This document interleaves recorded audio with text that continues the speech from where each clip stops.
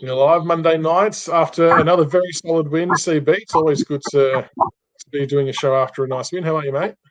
Very good thing. Unlike other opposition club affiliated podcasts, we turn up whether we win or we lose, Chris. Whether we win or we lose. I can't Very believe you excited gave for them the airtime then. Can't believe you did that. No, that was. Hey, look, we had a pretty good night on Saturday night. We also did the live show. So once again, thanks so much to everyone who tuned in to the live show. Very much appreciated. It was a good bit of fun.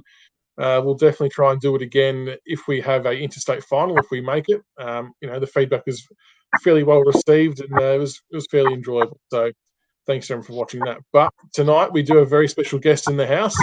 Played 81 games, kicked 103 goals. He wore the number 7, Michael Mitchell. Welcome to the show, mate.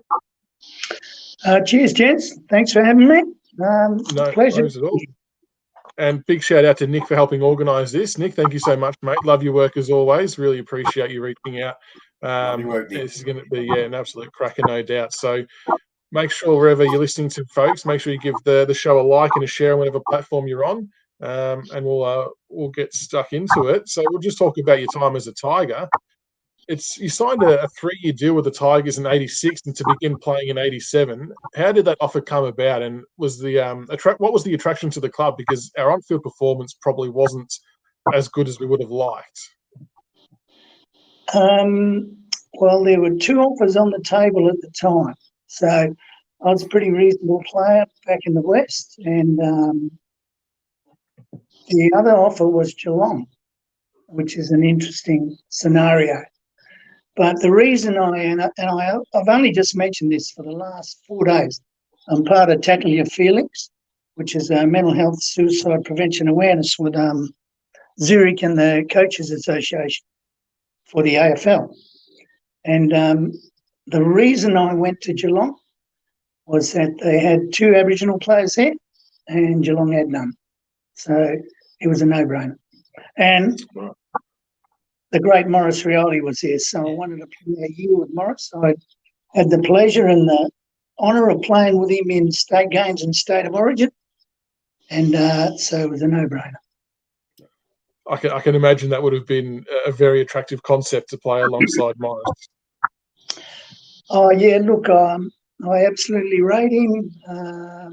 He is just a fantastic bloke on top of being a fantastic footballer. And he's probably a better bloke, well, he was a better bloke than he was a footballer. So him and the great Stephen Michael, so fantastic.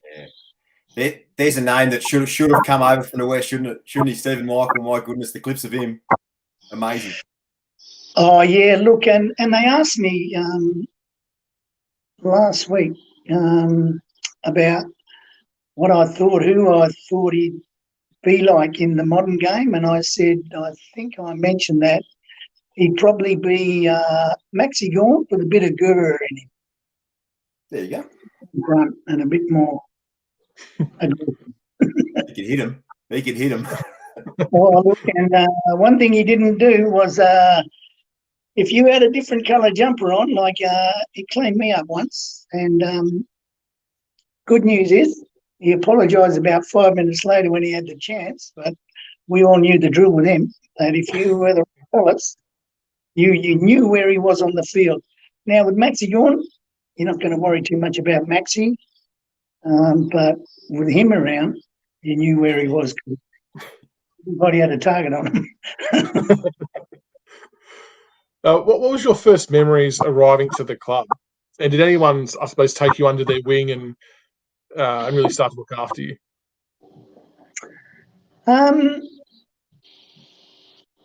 Probably, well, obviously Phil and Morris, but TJ was great.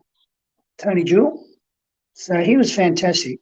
Looked after me, took me in, and gradually grew from there. So, but yeah, because I had that connection with Morris, and I knew Phil, knew of him and that, and got to know him better. And I was just off the phone to him just now, talking to him about stuff. So, these things last for a lifetime, but the club were really, they treated me very well, and I'm still surprised to this minute how well they treat me, and it's quite humbling and quite flattering. So, yeah, I did make the right choice. Absolutely, and we're all forever grateful as well. And speaking of Phil, he actually was on this show a couple of weeks ago, and I've been told he'll be listening in tonight. So, what was it like playing alongside Phil as a teammate? Yeah, look, good. He was built like the proverbial, the brick outhouse, and he had lumps and bumps on him all over. But gee, nobody in our day had a better left foot as a non-preferred than Phil Egan. So he was both sides of his body, tough, and we're great mates to this very minute, and always will be. And it's a bit sad our other mate's no longer with us, but rest in peace, Brother Morris. But no, Phil was fantastic, as was everyone at the club, And what I do like about the Tigers, and I'll come out and say it straight up, they looked after their champions. So the Ghost, Disco, General and the Fleet, and they honoured them till the end, which not too many clubs do. And even though, being a bit upfront and a bit honest, it probably cost the club, but at least they honoured their champions. So whether this generation do that, I don't know. There's a fair few there with 3 premiership medals around their neck. Hopefully one more. Yeah. Hopefully one more. Well, we're still in the window. Correct. Absolutely. And I'll take you back down memory lane here, Michael. So, ironically, your debut game was the West Coast Eagles' first game in the new formed VFL of the time. So you debut in round 1 in 87 against the West Coast Eagles, and you returned his 17 disposals and 3 goals. Yep. And also, Morris Rioli had a very lazy 34. Couldn't get the extra 6 to get the 40, so a bit lazy from Morris there. Yep. So, what are your memories of that first game? Because it was a significant moment in VFL/AFL football. Yeah, look, it was I think we were leading by a reasonable amount at 3/4 time. We were. And they ran us down. I think we might have been something 20 odd or even 30 up. And they ran us down. But look, I was still sort of on one and a bit legs because I did my knee in the State of Origin game in 86. And it still wasn't right. And so, but they played me anyway, and I did okay. And it gradually got better and better. But, yeah, I struggled for a while because of the knee. I did a meniscus in my knee and, just took me a little while to pick it up. But, the great Morris, what can we say, Yeah, just a champion. Superstar. Absolute superstar. Absolutely. And in your first year, you kicked goals in all but 6 games, ending on 37 goals for the year. So you must have been really proud. Even though you tell us you start the year on 1.5 legs, that's a pretty solid return. Yeah, it was. So that was 87. Yep. So the next year, I had an even better year. And the penny finally dropped about what the game was about for me. And I got fitter, stronger. My knee got better. And, it was a fantastic year. So, I was thinking about that before, about 80 odd games and 103 goals, I think. They were talking about Rory Lobb, and I think he's primarily played as a forward, a big forward, and his return is almost 1 goal a game. And I was thinking about it, and I was thinking, I don't know. I don't know what's the attraction. Nothing special, but anyway.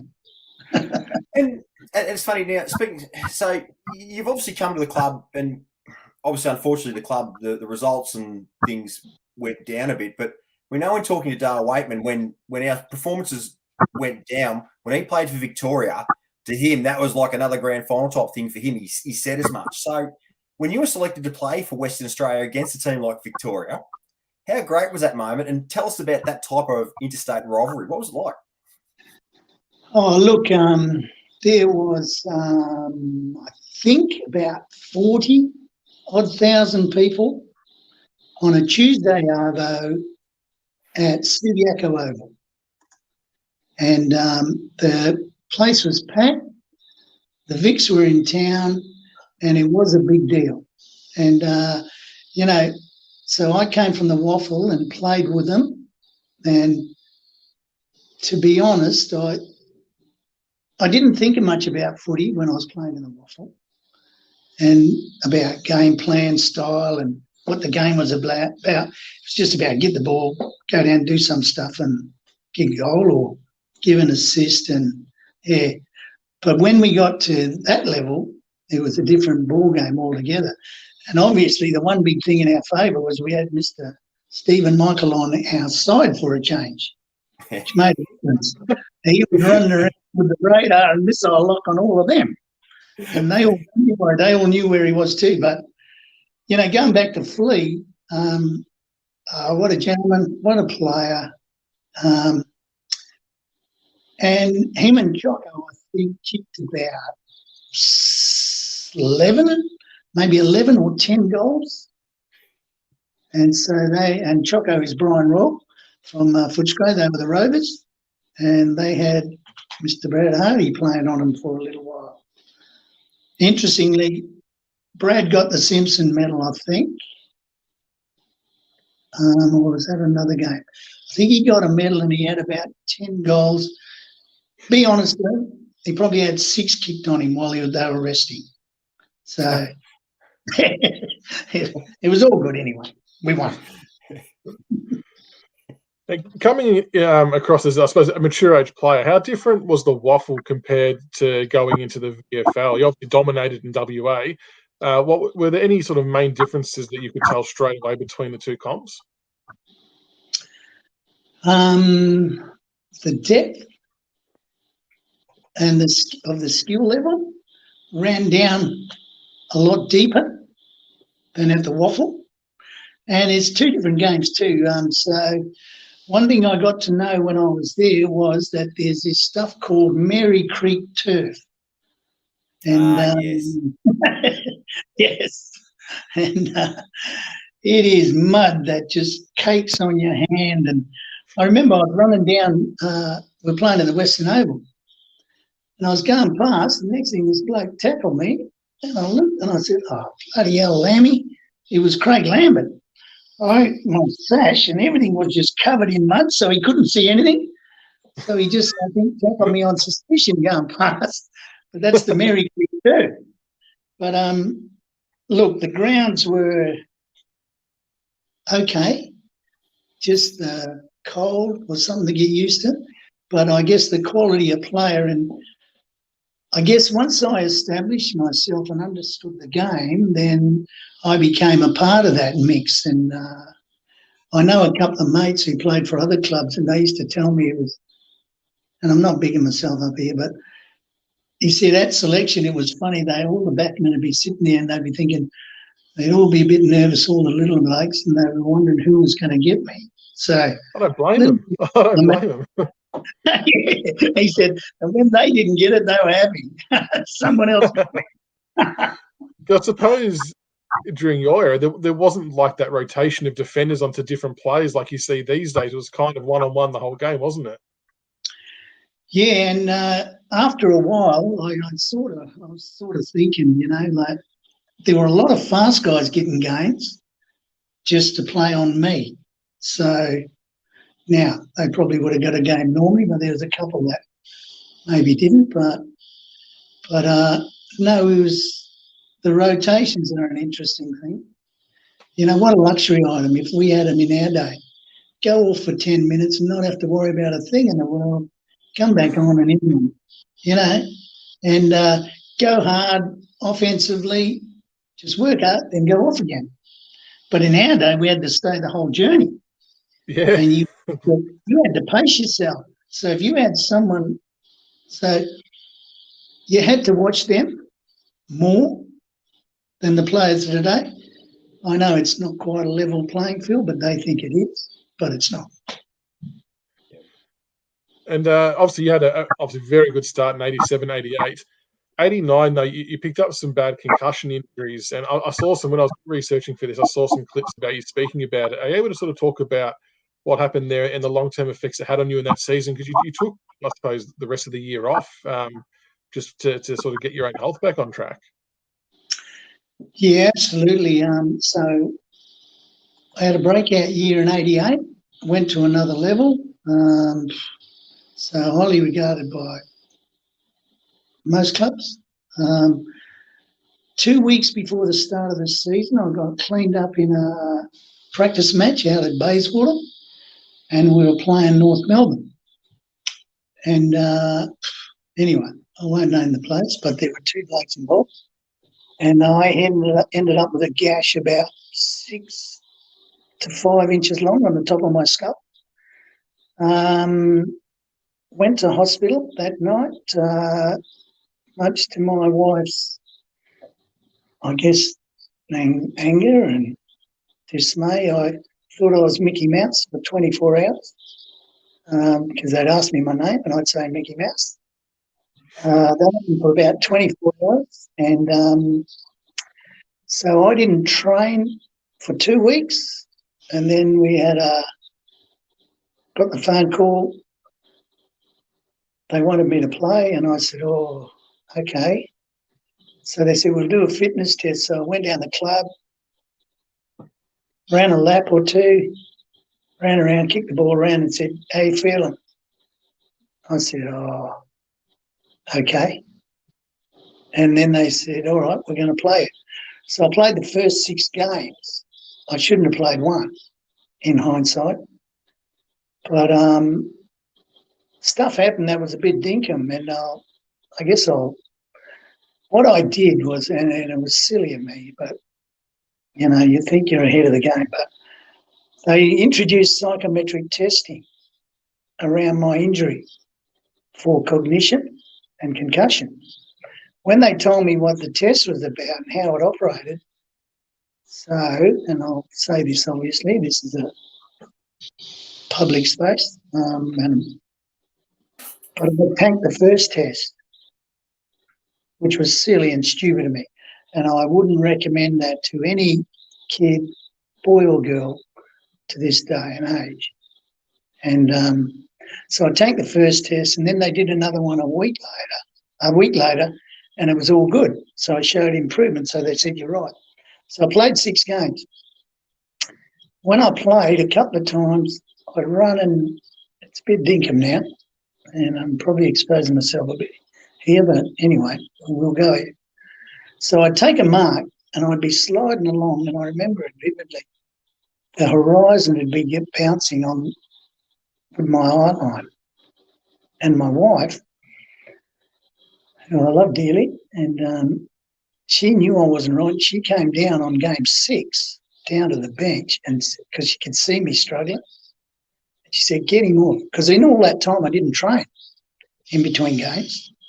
And so that's it. I had the test, and they said, oh, look, go home or, you know, rest up for the 16 weeks. So I had 16 weeks off in that 5-year period, which is a pretty significant chunk. And I wasn't going to play again. Yeah, I wasn't going to play, but I guess, you know, something was nagging at me, but also the club, you know, made an offer that, anyway, was pretty good. And so I did. And something tells me that I was crazy to roll that dice, but by the same token, you know, I did okay. Wasn't that great, but I did get Mark of the Year goal in 1990, I think. So, but yeah, it was a bit like that. So I know in hindsight that I shouldn't have done it, but you know, I've got no regrets. My cognition's good now.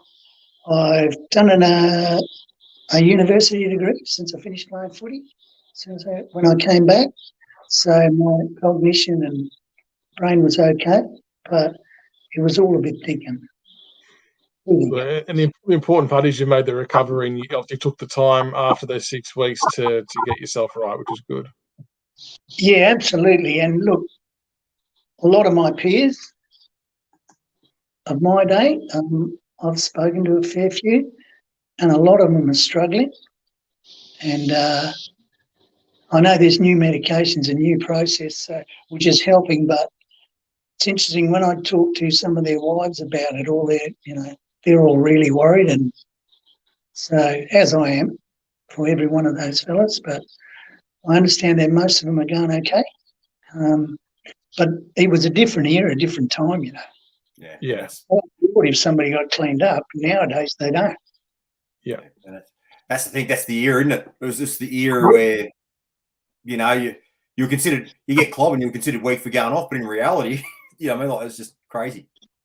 No, absolutely, and that was the times, but it was pretty dinkum and pretty tough, and medical stuff's getting better and better, but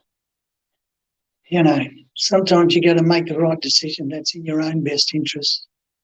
Yeah, and what we learn as we get older is people don't judge you on that. They'll actually respect that, but at the time when you're the bloke making the call, it's amazing how these decisions come about, isn't it?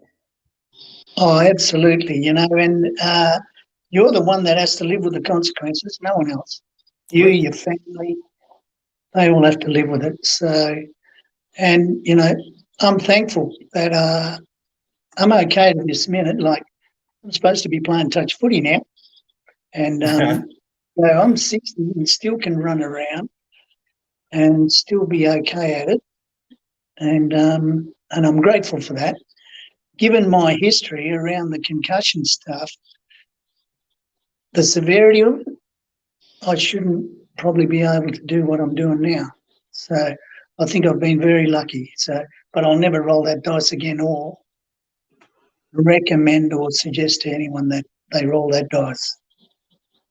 That's the powerful message right there. That's the message. Yep. No, absolutely. You only get one life and one shot at it. So make the most of it. And sometimes, you got to call time on something.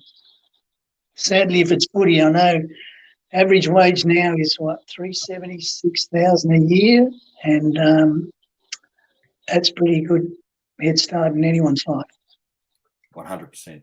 100%. Mm-hmm. Yep. And so I'm going to take you back now. I'm going to take you back to about 1990. This is like a two-part because we have had it raised in our comment section. So I'm going to take you back to 1990. And that was the year that basically 1990 was a huge year for the club and also for yourself, right? The club was in a bad place and we launched our Save Our Skins campaign. Yep. What were your memories of that and how it impacted you and the playing group? Look, my memories of it are that every night at training, Punt Road, I'd be in the change rooms till I had to go out because it was that bloody cold, wet, muddy generally. But every time I'd go outside, there would be a group of supporters sitting down to my right and to my left as I went out of the change room, and they'd all say hello. And I'd say hello to them and talk to a couple of them and always had a yarn to them. And I remember it because they were the people that really rallied and lobbied around stuff as well as a bit of corporate stuff and that. But I've never forgotten that fact. And now, no disrespect to any of my teammates, but there was a lot of fellas that didn't really say much to them, to those supporters. And I used to see it, but it didn't worry me. But I was just thinking, oh, come on, say hello at least. But that's why the Tigers are who they are. And thank God, Nev and the committee and everything really rallied and lobbied. And, it could have been curtains. But you see what the dividend is today of the Tigers. And when the Tigers are on the roll, you know, one of my special things in life is saying that I'm a former Tiger. So I was a Tiger at Claremont as well, but yeah, Richmond Footy Club, yeah, very honoured to be a part of it. And speaking of commitment and sacrifice, which you made for our wonderful club, in extraordinary circumstances, in 1990 versus Sydney, at Sydney. Yep. And just imagine this in today's game, right? The entire playing group played the last game versus Sydney for free. No wages were paid. Yeah. How did that decision come about? Who makes that type of decision and gets the players on board with something like that? To tell you the truth, I've got not a lot of recollection of that. But look, if I had my time over, I'd play for the Tigers for nothing for the whole 5 years. That's amazing. It's amazing. And now I hope you did get something for the next part. So in that game, you had an outstanding game against the Swans. You kicked 4 goals, including your 7-bounce goal of the year winner. Can you talk us through what you remember of the goal? And also, I want to know, what did you win for it? Well, it was an interesting combination, the prizes. So one was a Ford Laser. That was for Mark of the Year. And goal of the year was $5,000 worth of fuel from BP Australia. Did we take that now? Yeah, well, I said to them all, look, I don't know about the laser. I want one of them ones over there, the Courier, Ford Courier. And I said, I'll pay the difference. I'll pay the difference for the four-wheel drive. So that's what it is. The fuel one. Hey? Couldn't get a Sandman pedal van or a Tirana? No, well, they're bloody old ones. I'm a Ford man. But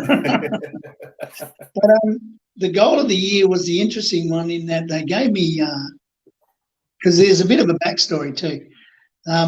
So they rang me up and said, oh, Mitch, look, you've won, Channel 7 rang me up and said, look, you've won goal of the year and we're going to have this big day on this day. And I said, oh, look, I'm sorry, I can't come. I'm going to a christening in Geelong of a mate from Carnarvon. And I said, I might be there. And they said, oh. I said, yeah. And anyway, so they had some voting system where they had a voting period for Mark of the Mark of the Year, yeah. So I'd won goal of the year. And they said, Mark of the Year. And then they rang me up and said, oh, look, you've won that too. And we need you to come in for the sponsors and that. And I said, oh, okay. So I don't know if I said, yeah, okay. I said, look, let me think about it. And so anyway, I got back to him and anyway, we talked through the club. And so I eventually went in. But so I won $5,000 worth of fuel. Now, the interesting part of that was I buggered it up for everyone in that I went a little bit over the 5,000 with the card because they get. I won't say how much in public, but it's a reasonable amount. I used that card religiously for 12 months, and then I emailed it back to BP. Not email. I sent it back by mail to EP. I should have to BP. I should have kept it, but I used a couple more dollars than I should have probably. And the interesting part about the next year was a fella called Darryl White won it, and he's a good fella, and I know him, and he's from. He had connections to Carnarvon and all that from where I'm from. And so when they gave him the prize the next year, and interestingly, that was his first goal he ever kicked, that goal from our goal of the year. And they said, oh, yeah, Darryl, here's $5,000 cash for you. The card days were over. So I had a win. I won't say it was a pretty good win.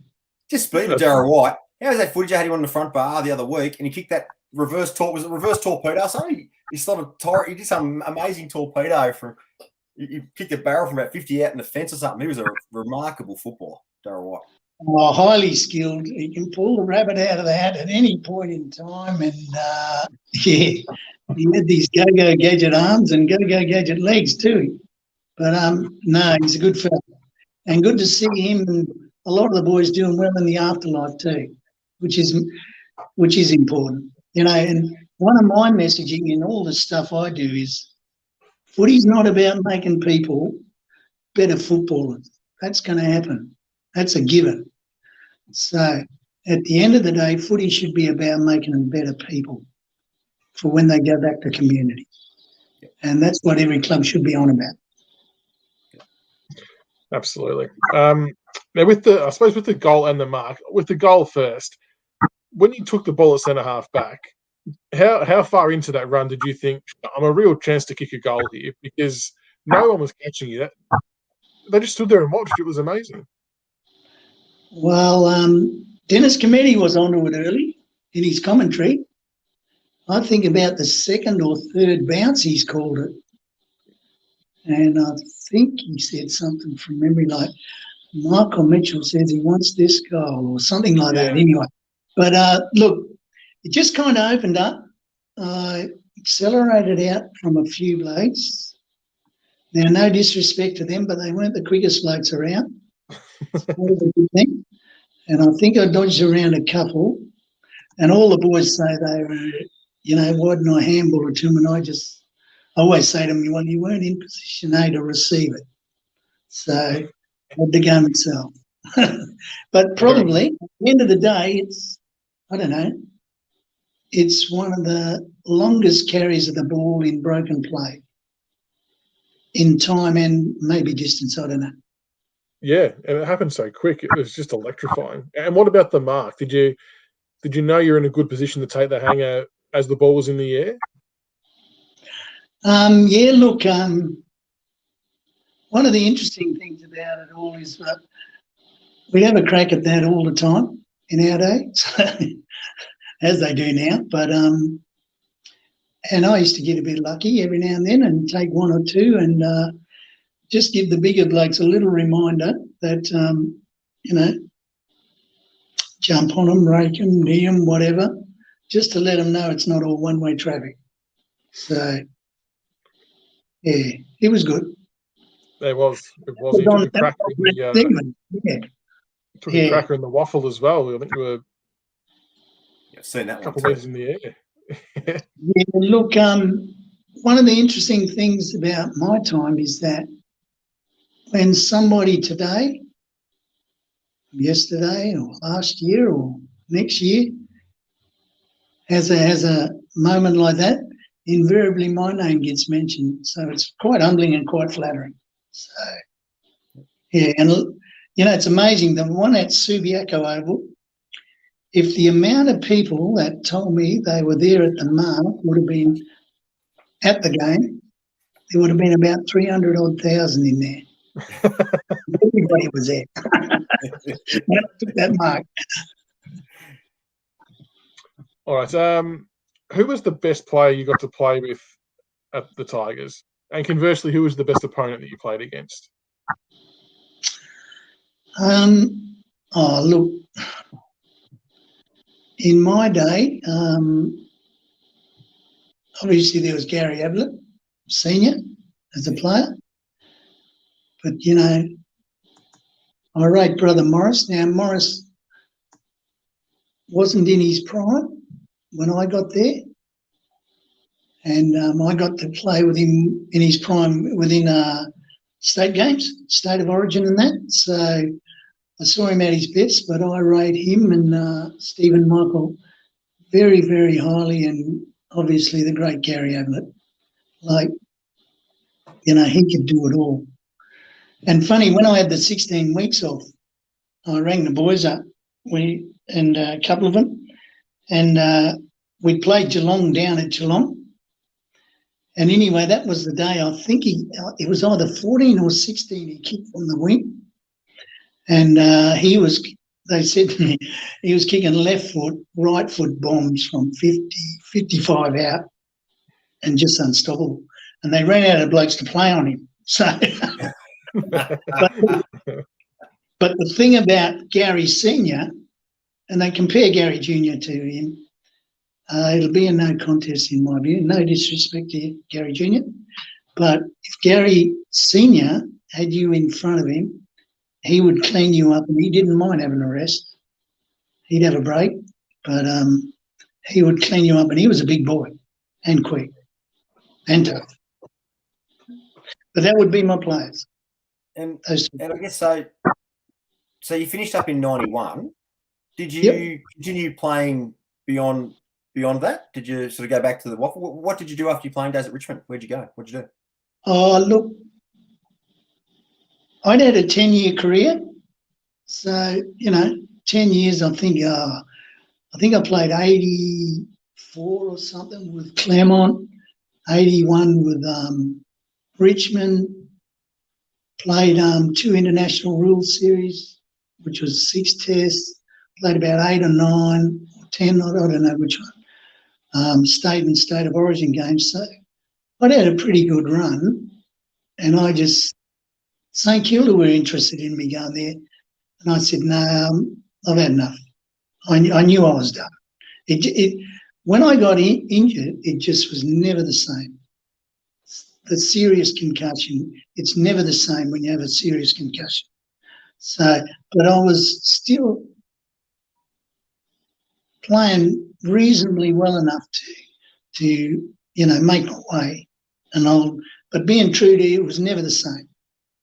And so I gave it away and went back straight home, back to Carnarvon, and thankfully I did that, because it wouldn't have been right to try and hang in there and get back the glory days, which were never going to happen. Like an old punch-drunk fighter. They hang around for too long, don't they? Similar mentality. How many standing eights can you have? Before you call time. So, and I guess for the people that might have missed earlier on, so what do you do, just for our viewers, what do you do today? What are you currently doing? Well, I lead an interesting life, really. So part of my footy connection, so I'm actually on the board, I'm on the steering committee for the AFL's Mental Health Committee. And the reason for that is that I've worked for nearly 20 years in mental health in the Aboriginal side. I was the program manager of the Specialist Aboriginal Mental Health Service here in WA. So I'm kind of considered a subject matter expert in the realm of social and emotional wellbeing and mental health, Aboriginal mental health. I work on some research projects with Dr. Helen Milroy, who's the commissioner within the AFL. And we currently have got 2 research projects happening. So it's all around Indigenous mental health and social and emotional wellbeing. I did one for the last 3 or 4 years for adults. And now we just got another research grant for youth. I also do a bit of Tackle Your Feelings, which is a mental health awareness suicide prevention program, which is run by Zurich International. They are the funding body and have a significant say in what happens, and also the AFL Coaches Association and the Liverpool Players Association. So we just did 4 sessions down south, which was well received, and they're going to do a lot more. So, and in between that, I'm actually at a place called Woolwich Foundation, which was the David Wirrapunda Foundation, talking about setting up another business, because I do all the other stuff under my consultancy business. So I've kind of become a mental health expert that is doing that stuff. So, and it's all necessary things for Aboriginal folk, because it's a bit of a troubled space for young people, and Aboriginal people in the mental health space. And we have, I don't know if you're aware of them, but they have closing the gap targets. And that's a huge deal, and they're not going anywhere within the federal and state processes. So they've just reconfigured all that, and it's because they were going backwards. So there's things like educational attainment, drug and alcohol, mental health, and all that stuff. So I guess you can say, I'm contributing. And hopefully within all this process, we're making the lot a better place for Aboriginal folks. So that we have more people playing footy at every level, not just the elite, because I understand that that's going backwards a bit too, which is a bit of a worry. But anyway, that's what I do. So, but also, well, I don't tell people, but I'm a justice of the peace. So every time they see me, they say, "Oh, can you sign this?" Anyway, that's what I do. I might need some help with the missus later on, mate. You can come settle it down for it. I need some peace in the house. Yeah, so that's what I do, and I really enjoyed it, and and it's a good field to get into. That's fantastic. And I'm going to reframe the next question. Yeah. What do you think of the current batch of young Indigenous Tigers? And it must give you a tremendous pleasure watching Maurice Rioli Jr. just start to cut teams apart already. Like, what do you think? Marlon Pickett's story is fantastic. What do you think of the current batch and what's going on at Tigerland? Oh, look, I think they're just fantastic. And next time I come over, I'm going to try and hang out with them, go out for a feed or something with them. And Daniel Rioli, his game's gone through the roof, and he is just unbelievable. Marlon, his story is just amazing. And, I was thinking in a selfish way, wouldn't it be good if he just retired after that one game? Who could say that? They played one game of AFL and it was a premiership. Nobody. Nobody. And he played well. And look, he's more than holding his own. And it disappoints me watching the game. And even though I wasn't that great a both-sided player, but I had pace to get around on it. But he is fantastic on both sides of his body. So he's a good option. Young Morris Jr. and Mr. Edwards, they are just fantastic players all round. And young Mr. Parker, who's just, I think, been delisted, he did his bit there too. And what I do like about, so two of those processes, two of those individuals were people that don't fit the mould of, development squads up through the ranks and being on the right side of everything. So they come from tougher backgrounds, and it's fantastic for Richmond as an entity. And this is what I like about it. And it goes back to my statement earlier about them becoming greater people through this process, because the big process at the minute is about reciprocity. I always struggle with that word. But anyway, in the Aboriginal space. And so Richmond giving them boys a fantastic chance, and they will hopefully do the right thing down the track with the rest of their lives when their footy career is over. Because, your footy career, I'm 61 this year. So footy you only play for 10 years at the most, if you're lucky, even shorter. So it's not a huge part of your life, but it can make and shape and what you do down the track. And no better buy-in in any conversation than saying you're a former AFL player. People give you a couple of minutes when that's the lead-in, generally. Yeah. So, I'm just in awe and amazement at the young blokes, but the club took a huge chance. And, I don't know what our numbers are. I think there's five that I've mentioned. There may be some others on the list. I'm not too sure. But it's the one we mentioned is Shea Bolton, who a lot of Tiger folk who watched you play. So you're both very similar with How could I your forget speed, him? your agility, your leap, your goal sense. Do you see similarities between the two of you? Look, I watch him and I see myself playing. And that's not being vain or anything, but I just see what he does, and how can I bloody forget him? And well, I didn't forget him. I think I was saving him till last. But he is the sort of player. Some of the feedback I get, and he's going to get this in his career and his afterlife when footy's done and dusted. One he looks after himself is that I run into a lot of supporters from other clubs and other teams, and they always tell me that they used to enjoy going along and watching the Tigers play their team because they get a chance to see me play. And he's going to get that exact same feedback, if not even more, because he is just, he's special. Like, absolutely, as Dennis would say, he is special.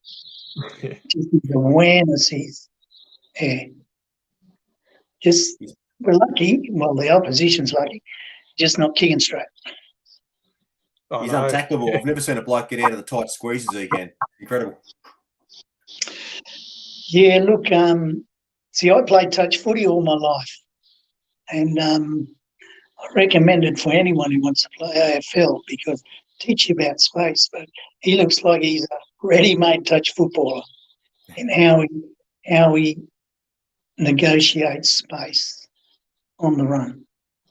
He's fantastic. Couldn't catch him in a phone booth. He's unbelievable. He's unbelievable. Look, he brings people to the game. Yeah, I just hope that he has an injury-free run just for his own health and well-being and for his sake and also for the game's sake because Indigenous participation in the game is dropping right across the board at all levels, and I think the numbers are dropping in the AFL. I know one time it peaked at about 14%, but now I think it may be, and I'll have to do my research, but I think it's below double figures, which is a worry, you know, because one thing Aboriginal folk can do is play footy, boys and girls. Absolutely, yeah. And before we get stuck into talking about the Port game and the upcoming Hawks game, a few people in the chat wanted to get your thoughts on Sydney Stack, who I think the Richmond Army love, and he can seriously play the game, Sydney Stack. I love Sydney Stack. He brings an element that's, and sorry, Sydney and Shay for forgetting his baby, but I like the, it's a big rap and it's not the complete package, but there's a little bit of Byron Pickett about him in that he, if you're there in the gun, he's going to pull the trigger. And he brings a bit of aggression. Yeah, and he brings that. So, and I like that. See, now, don't get me wrong about the current players. Well, Marlian brings it, but he brings it in a different way. So, and you need that in your side. And because there's a lot of fellas that when that threat's around, they're thinking about that threat. And, yeah, I just hope he hangs in there and stays for another year, but you don't know. One thing about the end of your footy career is you never see it coming. So hopefully he's making the most of it. And I reckon Stacky will play his best football in the AFL. I think he does have a spot there and belong there. Maybe he gets the chance this week with Boston being out due to injury potentially. He had another good game in the VFL on the weekend, so I think he kicked a couple of goals playing forward as well. But he's got some serious talent, and I hope he can make it. Yeah, I just like that little bit of mongrel he brings. Yeah, agree. You know, when we played, there were blokes. When I played, there were blokes you always knew where they were on the field because the rules were different. And you had to as a survival mechanism because in our game you can get killed from 360 degrees. Yep. And and they'd have a crack at you if they had the chance. So, no, he's fantastic. Well, they all are. And you know, it's great and full credit to the Tigers. So that's 7. And hopefully there's some more in the wind. Well, we've got Or Mansell as well. Mansell's another one. There's 8. All right, 8. That's fantastic. So how many are actually on the list these days? I think someone put in the chat that there's 8 on our list, which is about 18% of our playing list, which is exceptional. So numbers, so 8. So it's a 44 or something, 8? Must be with those numbers. Yeah. Maybe. That's pretty good. And that's pretty cool, Richmond. And you know what's fantastic too, and it'd be not right if I didn't mention him, but young Mr. Clark, I think it's Aaron, yeah, and what he's doing with the Indigenous program there, and what Richmond are doing with their Indigenous program, it's fantastic, you know. And I do know a bit of the backstory, and I do know that my great mate Phil Egan, he had a bit to do with all that, and so it's fantastic moving forward, you know, for the footballers, but also just kids getting an opportunity to become better people. And wherever they go back to wherever their community is, or wherever they choose to go back to, they can contribute in a positive and meaningful way from a Tiger standpoint as well. And they have that. Yeah. So it's fantastic. One more before we talk about the game, and this one just sort of sprung to me. Sorry for this, Seb. I know we've got games to talk about, but when you see the Dreamtime game and the ceremony beforehand and the players participating in that with the celebration, how does that make you feel that the club's allowing these players to express themselves in that way and join in all that kind of stuff and really sort of, you know, put their personalities out there? Look, it's fantastic. The club, you know, who knows who's leading the race in the race to showcase our Aboriginal stuff, but I know Richmond's right up there with anyone and everyone. And Dreamtime's fantastic. You know, I've experienced it a fair few times, and one of the interesting things is they ask me to go over every now and then, and I say, "Oh, when is it?" And part of that process is that there's a fishing comp that happens at the same time, and I go to the fishing comp in Carnarvon, where I'm from, depending on which end of the week it is. And they couldn't relate to that at Richmond for a while. So, but Dreamtime means a lot to me. And, you know, one year I was the homecoming hero. And that bloody night, Zara Arcus had a night out. Essendon did, and anyway, they did us. So I had to give him the bloody the boomerang. And Longy presented the shield to Essendon. And, you know, going down on the ground, the buzz was fantastic and all that. So it's there was still 84,000 people there. I think there was 86 or 84 there. But that night I got an even bigger buzz from that, and I'll tell this story because it's a good story. I went to, when it was all done and dusted, we made our way to the casino to have a couple of beers and before we retired for the night. And I met this young person there who came and saw me. And the reason being that I'd helped this person out in Perth in a mental health scenario. And I got a big buzz being on the ground and presenting stuff and rekindled a lot of memories and brought back a lot of things. But I got an even bigger buzz out of this young person thanking me for giving their life back through the mental health process. And, yeah, so that was fantastic. I know I'm getting a bit deep, but that was the best Dreamtime night because of that fact, but also, and we lost too, but because I was homecoming hero and all that, it was just part of the thing. And I tell that story everywhere I go because don't get me wrong, but that young person was in a lot of bother and, yeah, wouldn't have been a great quality of life if it wasn't for my process in their life. And that's great that they're able to find you and say thanks as well in Yeah, a nice little bit of karma as well. That's good. It makes it all worthwhile for the things you do. no, absolutely. And it was real. Like, yeah, like it blew me away. And, I'm altruistic in nature, and that was very humbling. No, that's a ripper story, and it speaks a lot about the work you do behind the scenes. And there's a lot of people in chat sort of sharing the sentiments that what you do is extraordinary work, and the community are much better for it. So, all the strength to you in that space, absolutely. No, thank you for that. No, it's worth it. It is. It is. All right, we'll have a quick chat about the game we played on the weekend against Port. So we knocked off the Power by 38 points. Bolton, your man, kicked 4 goals. Lynch 4, Cumberland 2. Dan Rioli played an absolute blinder and kicked 2. Pickett, Rewalt, Ross, and Morris Jr. with 1 apiece.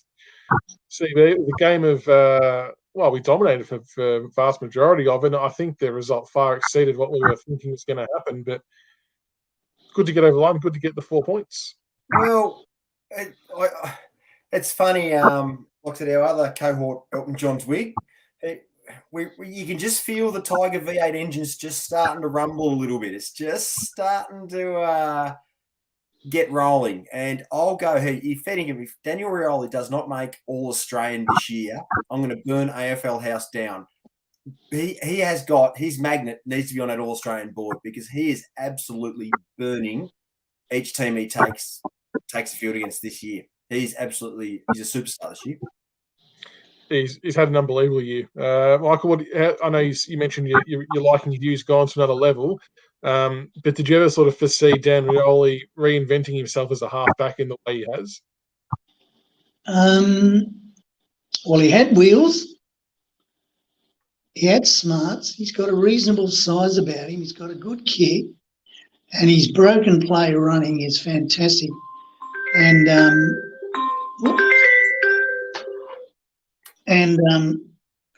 look, if he doesn't get All Australian, that'd be a tragedy. It's a pretty competitive space, that halfback, but I reckon, I'm a bit biased, but I think he's done enough. And it takes me back to a young fella who I think he wore my number when I left, young Foley.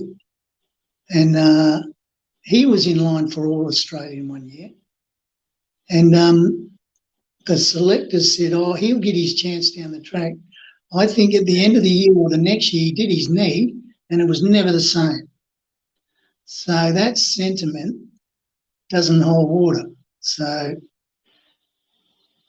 for the All-Australian selectors, hopefully you hear this, but I think he's not a shoo-in, but he's a strong, strong consideration for it. And you know what?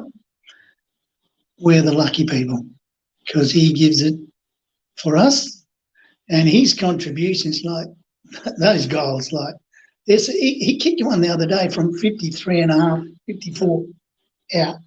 Yeah. And that was what quarter was that? So the legs are a bit weary, a bit heavy.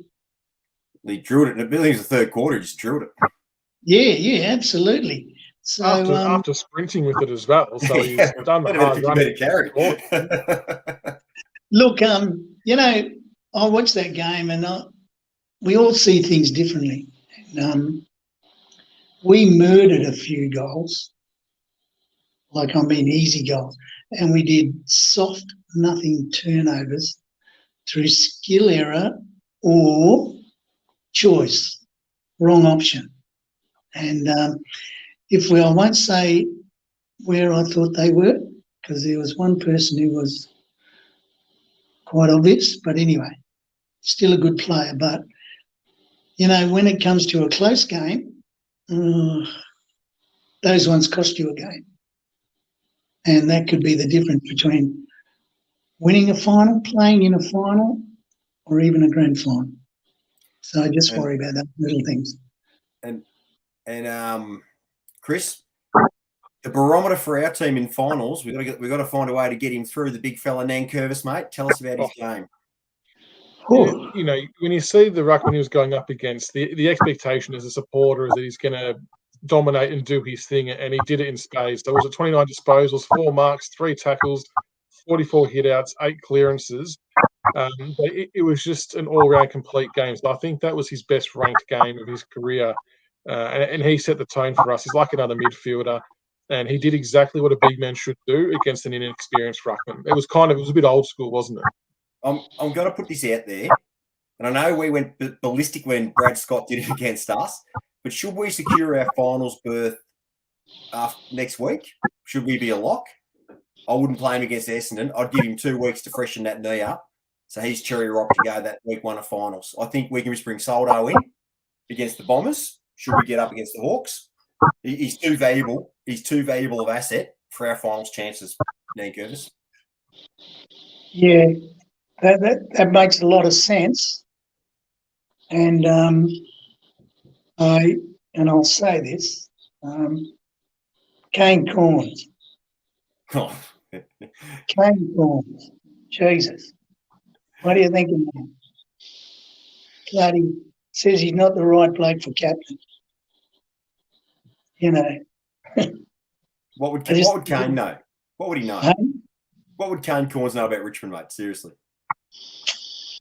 Well, I could say some stuff that would get me into trouble, but I'll leave it at that. For him to go down that route, just totally wrong. Like, he's saving marks down back. Like, how many times does he, in a vital stage of the game, does he take that defensive mark down back, in against the best, and it just saves the day for us, you know? And look, he might give a few free kicks away, but you know what? He's exactly what I was talking about with Stephen Michael. You knew where he was on the ground. Absolutely. And every one of those opposition players, they will know where he is on the ground. He tackles with serious intent. He makes sure they stick. I like it. And you know what? The occasional free kick, if it doesn't hurt us too much, if it's in the right spot, give it. Bring it on. All right, boys, we've got to get through the game this week first against the Hawks. So I suppose, CB, it's a really important game. And Friday night, even though we're not playing Friday night, is equally as important with Melbourne versus St Kilda. So I suppose for those who haven't looked at the scenarios, if Melbourne beats St Kilda and we beat Hawthorn, we're locked in. We can't drop out. Obviously, we just want to keep winning and win out. But the Hawks beat the Suns by 7 points, 13th on the ladder. They're not going to lie down easily. They always see us as a big challenge game. How do you see this one playing out, CB? Obviously, we've got Nick Vlauston out. Who comes in for Vlauston? I want to see Stacky come in for Vlauston, and I want Shane Edwards as the sub. Yeah, that's a good call. I think sub for Shane Edwards, especially if we're playing finals, is actually perfect because I don't think you can do a young kid as a sub in finals because it's quite a high-intensity game. And you got Shane Edwards, who's, brings his teammates into the game. He's experienced. He knows what he's doing. But I agree with the stack in this week. Michael, I'm sure you'd be on board for Sydney to come in this week with Vlauston. But how do we get over the Hawks this week? Well, if I remember rightly, they beat us early on. Did they beat us? Yeah, I think they did. Yeah. There's 2 games that cost us. It was them and North Melbourne, and the other one was the Suns, so 3. Oh, yeah. And I thought, bloody Hawthorn beat us. I don't know, for some reason, I don't know, I don't like what they do. But anyway, I think you're on the money with your six because Grimes is out, isn't he? Yeah, Grimes and Vlossrat, so we've lost two good feet. But having that out, that means we're forced to play Bolter back, which I quite like. That's his best position. Yeah. Look, Bolter back, and I think Stacky. I can't think of anyone else to come in. I'd play Stacky. I would, just for that little bit of hardness around the place. And he's actually a good player. He can play. Yeah, we did beat Hawthorn earlier on, so thank you for the chat pointing that out. A couple of key matchups before we wrap up. It's look at their back line, and I think that's where we're going to expose them. I think our forwards are in pretty good nick at the moment. Big Tommy Lynch is smashing into packs, taking marks, kicking goals. But I actually think the player who's going to benefit, so the matchup's probably going to be Sicily and Jekka against Rewalt and Lynch. I reckon Cumberland's going to be the one to take advantage of that. I think he's going to get a really bad matchup from a Hawks perspective that he can take advantage of with his height and mobility and just good goal sense. I think it's similar to the Port in a way. Like I look at Hawthorn's midfield, and like I do like John Newcomb. He's a very good young player for them. He's having an exceptional year. But where we can get him, speed kills. And I reckon, like Port Adelaide, we can get him through the middle through speed. And keep in mind, Dion Presti is playing phenomenal football at the moment. And I think you're right. Speed through the middle, which will give our forwards that opportunity to punt the pill, is what I'm thinking. Yeah. I think we continue with our run and stunt style. Yep. Chipping it around's okay, but our run and stunt. But mind you, I've watched them a few times, and I see some blokes get a little bit ahead of themselves. And so instead of taking what's in front of you and making the wall come to you, they kick to a maybe.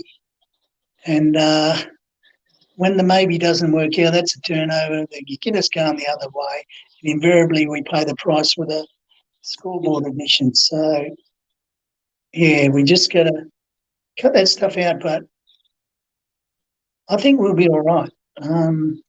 But they are a dangerous side. I think we took them a bit lightly that first time. And we owe them because they took 4 points off us. But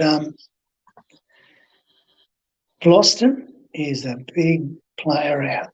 He's a huge player. And you put bloody Grimes in there.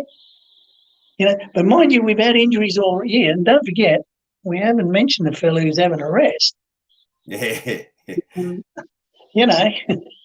You bring him in, he changes the complexion. Now, I don't know how far away he is or where his mindset is at this point in time.